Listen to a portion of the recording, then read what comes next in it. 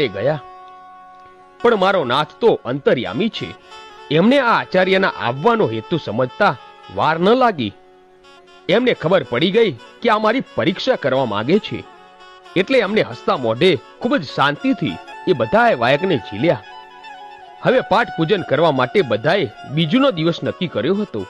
કહેવાય છે કે પાઠનું વાયક ઝીલ્યા પછી ત્યાં ફરજિયાત હાજરી આપવી જ પડે. આમ બીજનો દિવસ આવ્યો. બધા આચાર્યના મનમાં જિજ્ઞાસા હતી કે રામાપીર હવે શું કરશે, કઈ જગ્યાએ જશે અને કઈ જગ્યાએ નહીં જાય. કારણ કે 12 જગ્યાથી વાયક મળ્યા હતા અને 12 જગ્યાએ બીજના દિવસે પાઠ હતો. બીજનો દિવસ આવ્યો, પાઠ પૂજનનો સમય થયો અને સૌના આચાર્યની વચ્ચે રામાપીર 12 જગ્યાએ એક સાથે એક દિવસે અને એક જ સમયે હાજર હતા. 12 ઠેકાણાના વાયક ઝીલ્યા અને 12 ઠેકાણે હાજરી આપી હતી. કોઈ પણ સંપ્રદાયને, કોઈ પણ આચાર્યને એમ ન થયું કે અહીં રામદેવ પીર નથી.